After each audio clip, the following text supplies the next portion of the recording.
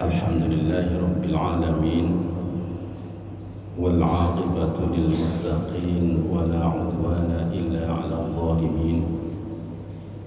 Asyhadu an la ilaha illallah wahdahu la syarika lah, wa asyhadu anna Muhammadan 'abduhu wa rasuluhu la nabiyya ba'dah.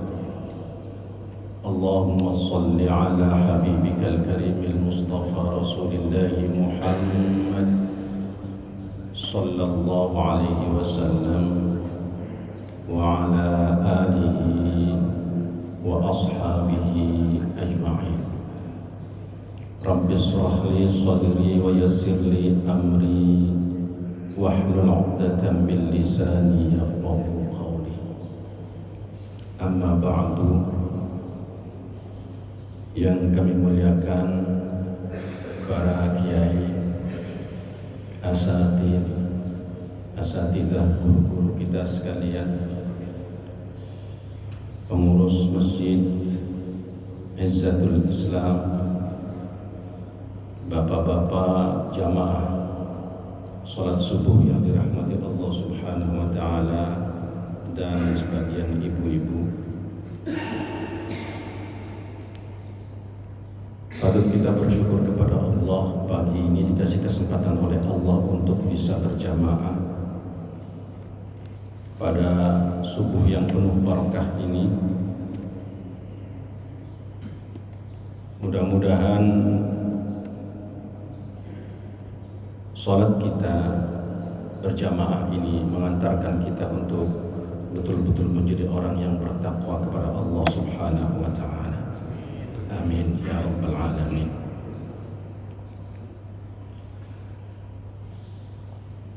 Salawat dan salam kita sampaikan kepada junjungan Nabi besar Muhammad sallallahu alaihi wasallam yang telah membawa risalah kepada kita sekalian, sehingga kita mampu untuk membedakan antara yang hak dan yang batil.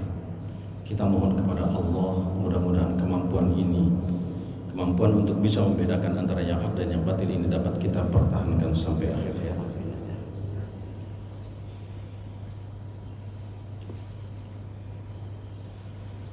Jamaah sekalian yang dirahmati Allah, sebagaimana yang disampaikan oleh pengurus, materi kita pagi ini adalah kajiannya tentang mengapa kita harus beribadah. Pertanyaan ini pernah disampaikan oleh seorang hujjatul Islam, Imam Al-Ghazali. Beliau bertanya sendiri, kenapa kita harus beribadah? Tapi kemudian beliau juga yang menjawab dari pertanyaan itu. Pertanyaan ini kemudian diulang oleh grup band kita Bimbo. Itu dalam syair-syairnya itu katanya ada anak bertanya pada bapaknya, buat apa kita berlapar-lapar puasa, buat apa kita tarawih, buat apa kita tadarus dan sebagainya. Pertanyaan Imam Al-Ghazali kembali diungkap dan diulang oleh grup Bimbo.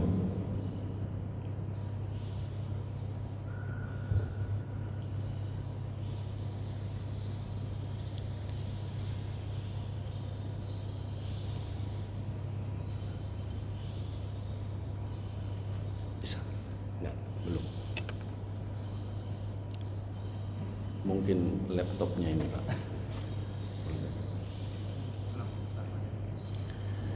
Mengapa harus beribadah? Al-Ghazali kemudian menyampaikan alasan. Jangan sampai ibadah ini menjadi sekedar kewajiban atau bahkan beban. Kata Al-Ghazali, manusia dalam sepak terjang kehidupannya sehari-hari dipengaruhi oleh 3 hal. Pertama, dipengaruhi oleh indranya, yang kedua oleh akalnya, dan yang ketiga oleh kalbunya. Indra, akal, dan kalbu. Indra menyangkut penglihatan, pendengaran, rasa, dan sebagainya. Dari tiga komponen ini, indra, akal, dan kalbu saling memberikan informasi dan kerjasama, tapi kemudian yang paling menentukan dan memutuskan manusia berbuat atau tidak itu hatinya manusia. Bukan indra, bukan akal, tapi hati yang paling memutuskan dan menjadi komando dalam perintah-perintah melaksanakan tugas keseharian kita.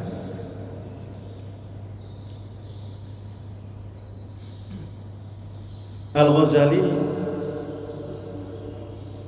mengambil satu hadis, ala inna fil jasadi mudghatun idza saluhat saluhal jasadu kullu wa idza fasadat fasadal jasadu kullu. Ingatlah kata Al-Ghazali, kata Rasulullah, bahwa di dalam diri manusia ada segumpal daging. Manakala daging itu baik, akan baik perbuatan manusia. Tapi manakala daging itu buruk, buruklah semua perbuatan manusia. Ala wahiyal qalb. Ingatlah, segumpal daging itu adalah hati. Di dalam hati yang paling menentukan perbuatan manusia ini, paling menentukan langkah sepak terjang manusia ini, kata Al-Ghazali, justru di sana tempat bersarangnya nafsu-nafsu manusia. Bisa dibayangkan, kalau nafsu manusia menguasai hati, maka seluruh perbuatan manusia sesuai dengan kehendak hatinya itu. Secara garis besar, Al-Ghazali memberikan gambaran bahwa nafsu yang bersarang pada hati manusia ada 5 secara garis besar. Pertama disebutnya nafsu mutmainnah. Yang kedua rububiyah. Yang ketiga sabu'iyah. Yang keempat bahimiyah, dan yang kelima syaitaniyah. Nafsu mutmainnah adalah nafsu yang mendorong manusia untuk berbuat baik, termasuk kehadiran kita di masjid ini. Terpaksa atau tidak, karena dibangunkan oleh istri atau tidak, atau dibangunkan oleh kebiasaan kita, atau karena diajak oleh tetangga dan sebagainya. Apapun yang mendorong kita ke masjid ini, bisa berjamaah, kemudian kita bisa memperpanjang i'tikaf, melanjutkan ta'lim, itu sesungguhnya adalah kemenangan nafsu mutmainnah, mengajaknya selalu berbuat baik, sholat, ibadah, puasa, kemudian ibadah-ibadah yang lain yang sifatnya sosial, seluruh aktivitas dalam bentuk kebaikan itu adalah dorongan nafsu mutmainnah. Hanya saja, kata Al-Ghazali, perlu kita catat, di samping nafsu mutmainnah ada 4 macam nafsu yang mendorong manusia untuk berbuat jahat. Pertama disebutnya rububiyah, nafsu kesombongan.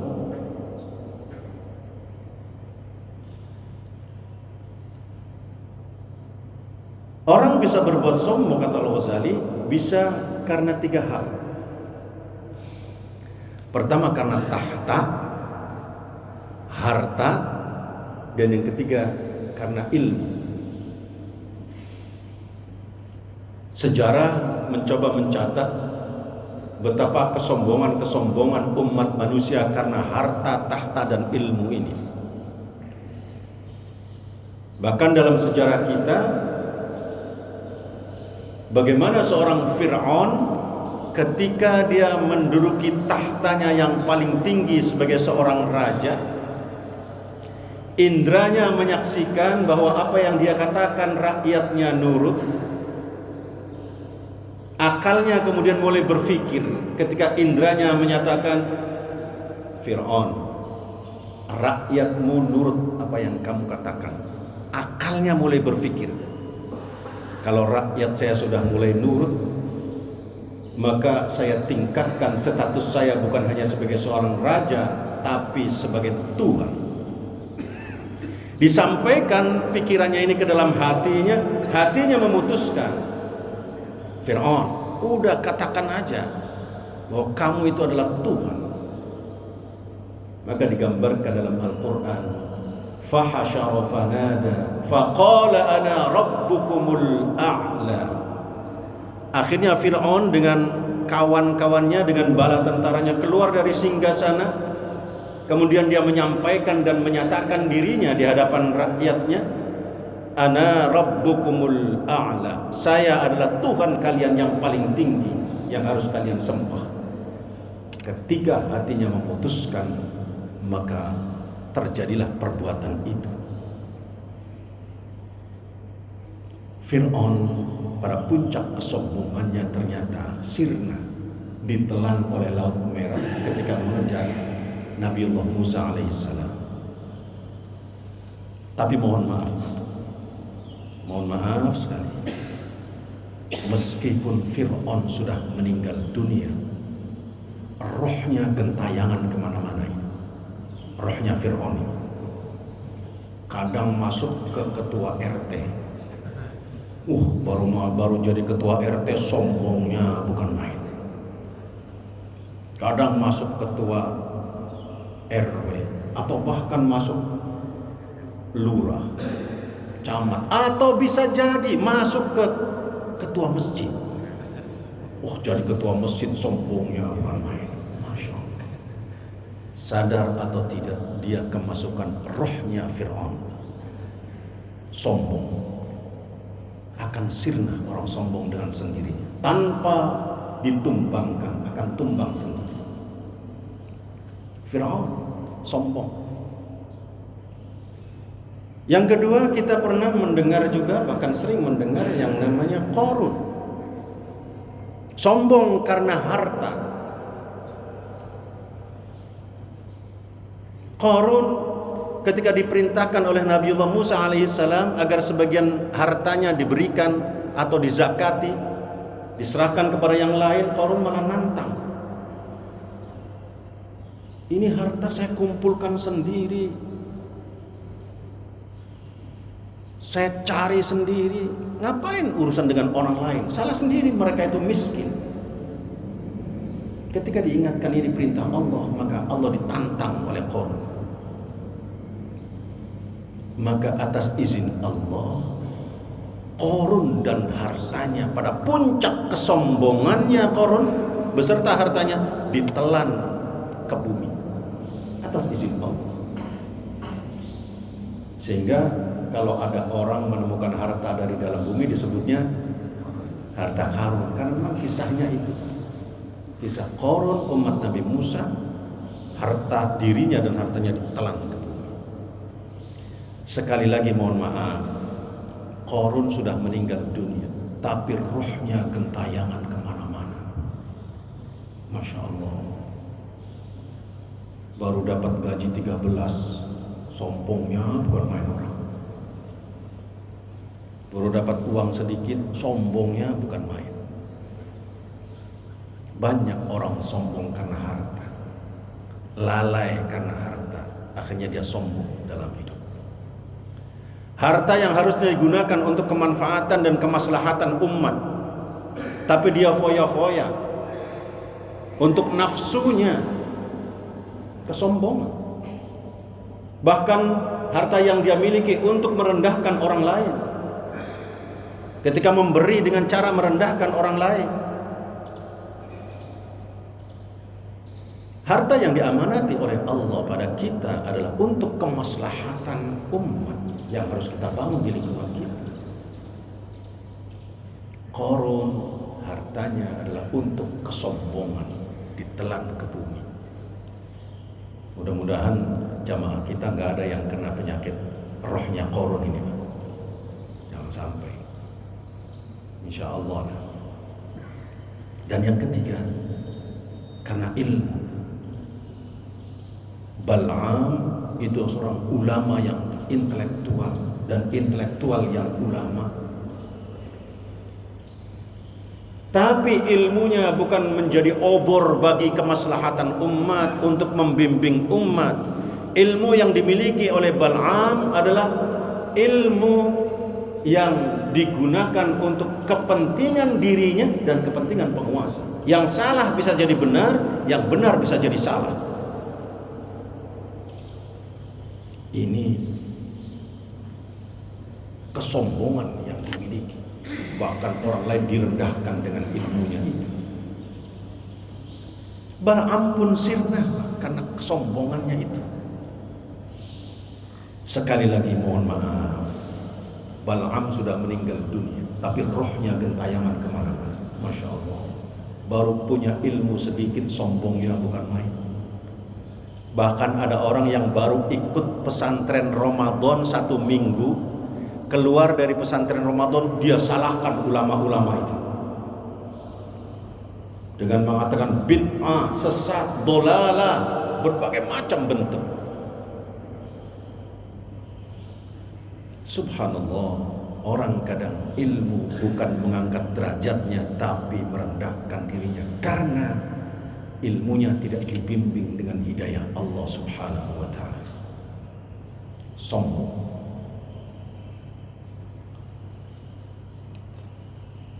Yang kedua, nafsu yang mendorong manusia berbuat jahat. Setelah nafsu rububiyah adalah nafsu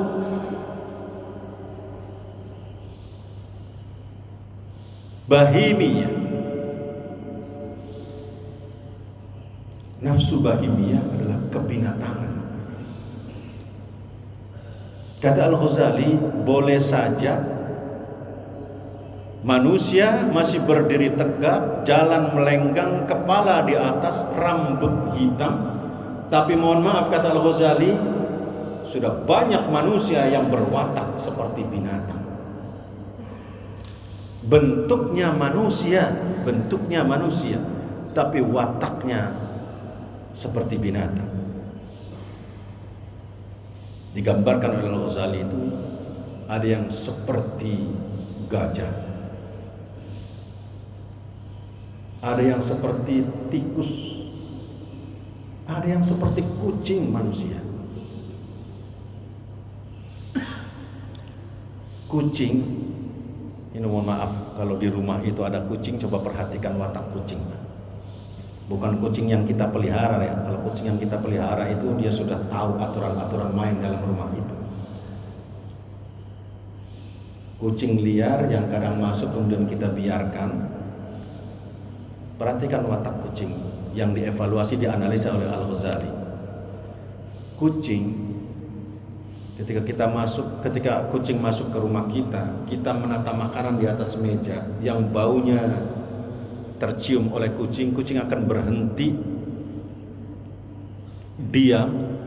Binatang yang paling nurut kelihatannya,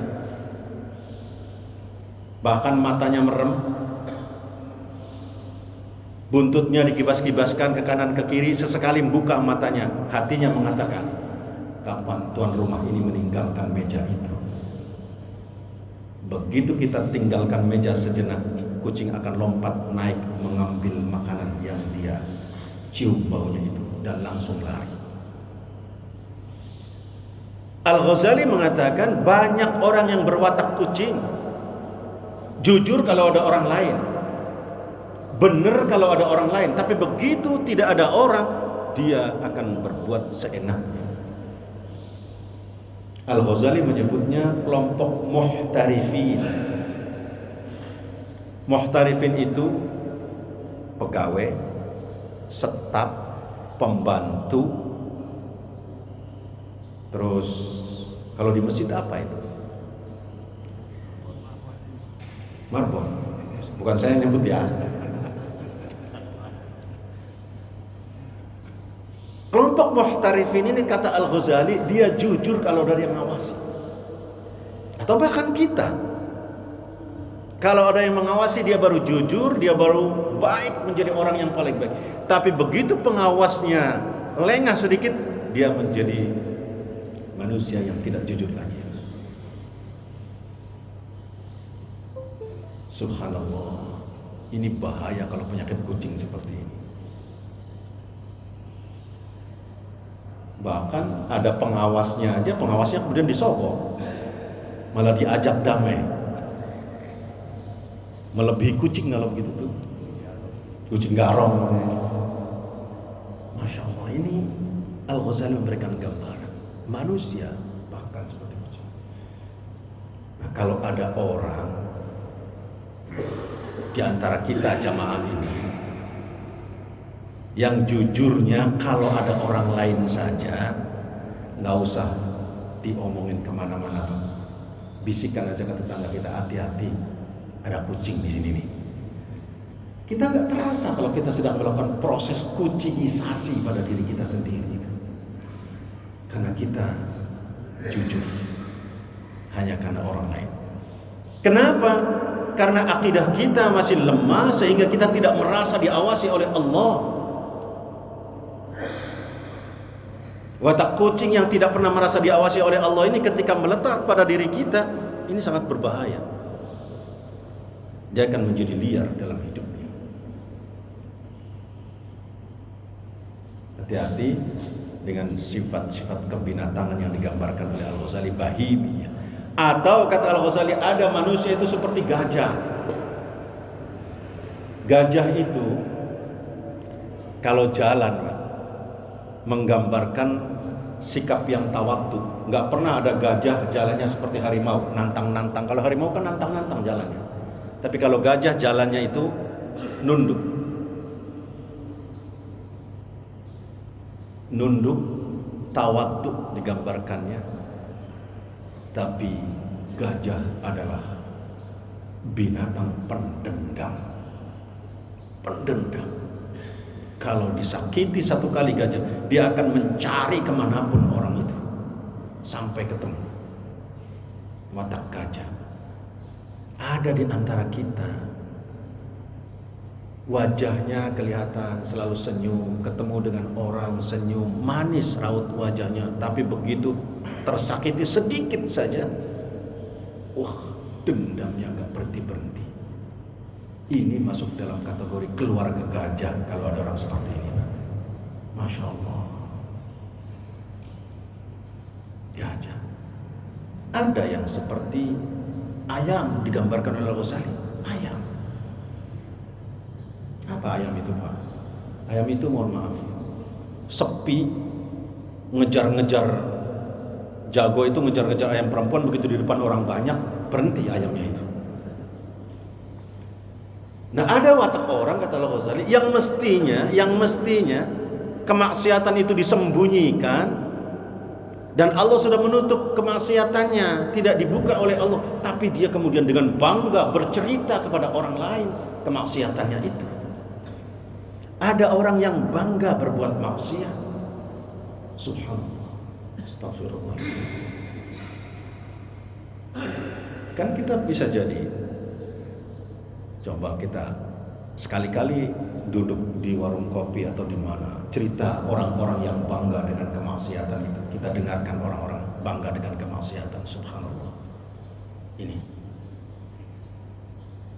orang-orang seperti ini kata Al-Ghazali seperti binatang. Dan berbagai macam lagi digambarkan oleh Al-Ghazali seperti binatang-binatang. Kal ankabut. Ankabut itu laba-laba. Laba-laba itu ternyata menurut Al-Ghazali binatang paling sombong dan paling angkuh. Dia tidak pernah bersosialisasi dengan yang lain, dan belum pernah ada satu sarang laba-laba di dalamnya ada 2 laba-laba. Pasti dia sendirian. Anehnya lagi, laba-laba itu setelah laba-laba laki-laki membuahi laba-laba perempuan, maka laba-laba perempuan langsung membunuh laba-laba laki-laki tadi. Dan setiap sarang laba-laba ketika disentuh oleh binatang apapun tidak akan dijamin hidupnya. Binatang yang menyentuh rumah laba-laba itu pasti langsung terperangkap, dia akan mati. Al-Ghazali menggambarkan ada orang yang berwatak laba-laba. Kal-Ankabut, bahkan menjadi salah satu surat dalam Al-Quran, surat Al-Ankabut. Laba-laba yang merasa kuat dalam rumahnya itu merasa hebat, padahal dia rapuh rumahnya, disenggol lidi saja dia akan hancur. Manusia yang digambarkan oleh Allah imannya sangat lemah dan sangat rapuh imannya itu. Binatang. Bahkan Al-Ghazali menjelaskan dalam berbagai macam yang lainnya tentang manusia yang berwatak binatang.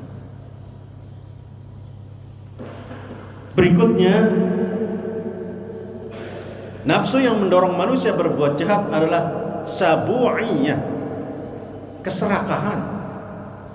Sudah 1 ingin 2, sudah 2 ingin 3, sudah 3 ingin 4, sudah 4 ingin 5, sudah 5 ingin yang lain bila perlu secara keseluruhan dimiliki. Serakah. Dan kita melihat orang banyak serakah itu ketika berpuasa di waktu zuhur, saat perut betul-betul lapar, tenggorokan haus, ketika melihat sesuatu makanan apapun dilihatnya indah dimakan, enak dimakan, biasanya orang akan diambil semua. Dan kalau ada bapak-bapak yang suka belanja di siang hari saat berpuasa, perhatikan, biasanya belanjanya berlebihan. Masuk ke pasar atau ke mall yang tradisional, di situ begitu melihat tape sudah pikirannya lain. Orang lagi berpuasa itu, tape enak juga, dibeli tapenya. Melangkah berikutnya ngelihat mentimun, warnanya betul-betul menarik, baunya wangi, enak juga dibeli. Geser ke kiri ternyata ngelihat kolang-kaling, wah kalau campur kolang-kaling enak juga. Semuanya dibeli. Keluar dari pasar ternyata masih ngelihat kelapa muda, wah ini yang paling enak lagi nih, kelapa muda. Dibeli semuanya pas sampai beban itu berat, pulang ke rumah ditata di atas meja, menjelang maghrib tiba sudah rapi. Ibunya bilang, Pak, jangan nunggu dari masjid Izzatul Islam, azannya jangan nunggu dari masjid, dia buka dulu baru azan, dengarkan TV aja supaya langsung. Ada yang begitu, Pak. Begitu azan, Allahu Akbar, Allahu Akbar. Betul begitu TV azan, izzatnya masjid ini belum azan, Pak. Buka dulu yang azannya. Langsung dia minum air putih segelas, bismillahirrahmanirrahim. Allahumma laka sumtu wa bika amantu ala rizqika aftartu bi rahmatika ya arhamar rahimin. Habis 1 gelas. Itu yang namanya kolang-kaling, mentimun, tape, enggak menarik lagi. Tidak menarik lagi. Hilang menarik. Kenapa? Karena di siang hari tadi nafsu sabu'iyah bergejolak. Dan mohon maaf, menjelang Idul Fitri nafsu sabu'iyah itu semakin membara. Semakin membara. Harusnya dia sudah tertekan paling bawah, harusnya. Tapi justru menjelang Idul Fitri, banyak orang dengan alasan Idul Fitri dia kemana-mana. Ada yang nelpon kawannya, Ada yang pejabat berwatak kemudian nelpon perusahaan, ini udah mau lebaran ya apa nggak tahu kamu, katanya. Masya Allah. Kalau staf masih ngomongin pimpinannya, ini pimpinan nggak ngerti apa kita sudah mau lebaran nih. Banyak orang ngomongin begitu, semakin bergejolak nafsu sabu'iyah, serakahnya itu. Harusnya dia tertekan di bawah. Ya mudah-mudahan marbot ini nggak begitulah. Iya, ini ketua masjid paham nggak sih kita ini marbot ini kan perlu katanya. Ada masjid di sana, di sini insya Allah nggak ada. Ini sabu'iyah, serakah. Dan keserakahan akan menghancurkan manusia. Dan yang keempat, ini kejar-kejaran dengan waktu sampai syuruk kita.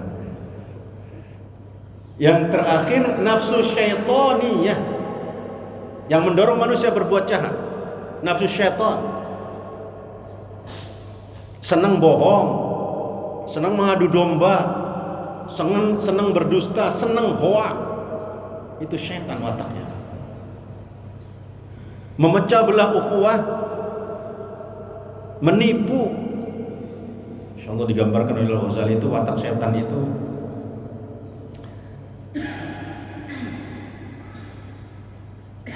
Orang yang berwatak setan itu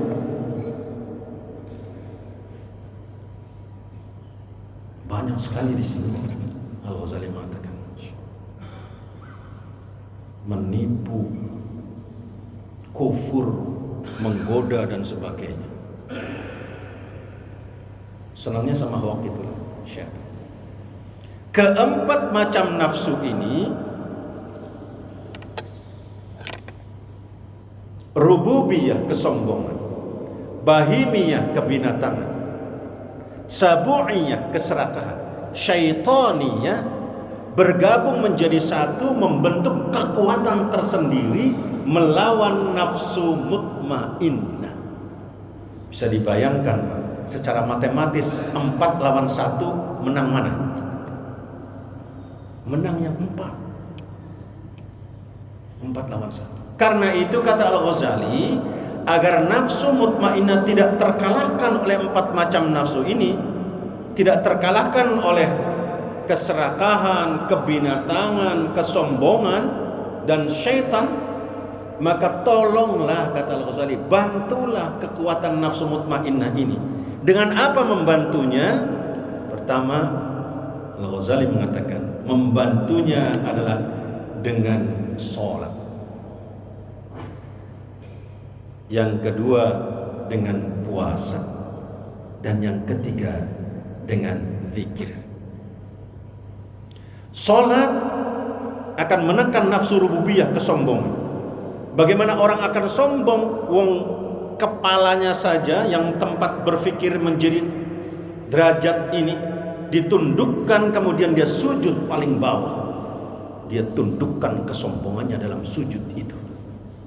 Orang yang sholatnya khusyuk, orang yang sholatnya benar, dia akan tawadhu sikapnya. Hilang semua bentuk kesombongan bagi mereka yang sholatnya sempurna. Sementara puasa untuk mengendalikan nafsu sabu'iyah, keserakahan.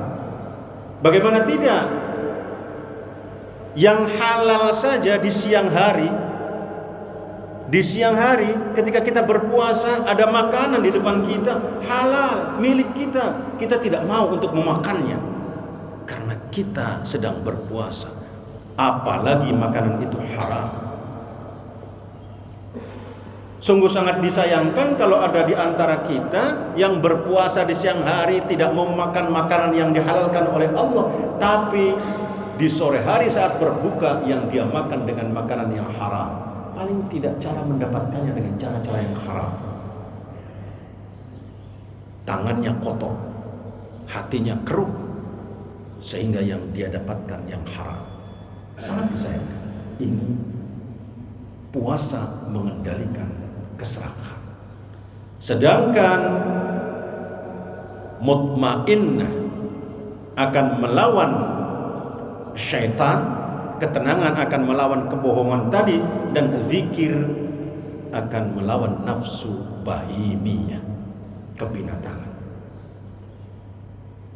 Sholatnya sempurna, puasanya kita rajin, tidak hanya puasa Ramadan tapi puasa sunnah. Bahkan kemarin ada puasa Asyura dan Tasu'a, puasa-puasa Senin, Kamis dan yang lainnya kita laksanakan untuk mengendalikan nafsu sabu'iynya. Dan kemudian zikirnya kita tidak pernah berhenti. Apakah zikir bacaan-bacaan yang sudah kita dapatkan? Al-zikir membaca Al-Quran. Al-Quran dijadikan zikir kita. Apalagi di Jakarta atau di Bekasi ini kita macet di mana-mana. Baca Al-Quran saat macet, zikir kepada Allah sehingga kebinatangan tidak keluar. Orang di jalan itu Pak, watak binatangnya juga keluar. Ketika macet, kemudian kita merasa terganggu jalan kita oleh orang lain, nafsu kita muncul, kadang-kadang binatang kita, nafsu binatangnya juga keluar saat itu. Maka zikir mengendalikan semua itu. Sekarang 4 lawan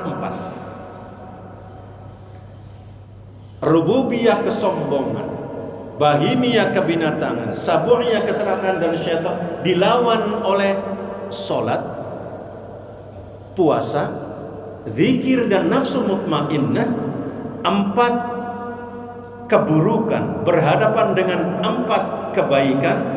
Allah Subhanahu wa ta'ala menggambarkan dalam surat Hud, kata Allah, innal hasanat yudhibnas sayyi'at.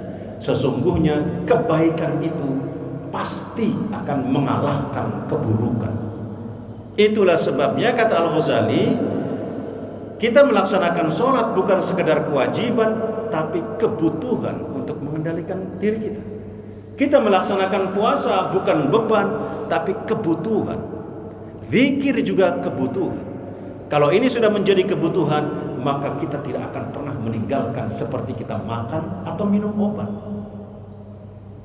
Itulah sebabnya Al-Ghazali bertanya, kenapa kita beribadah? Ternyata beribadah itu kebutuhan bagi kita, bukan kewajiban, apalagi beban.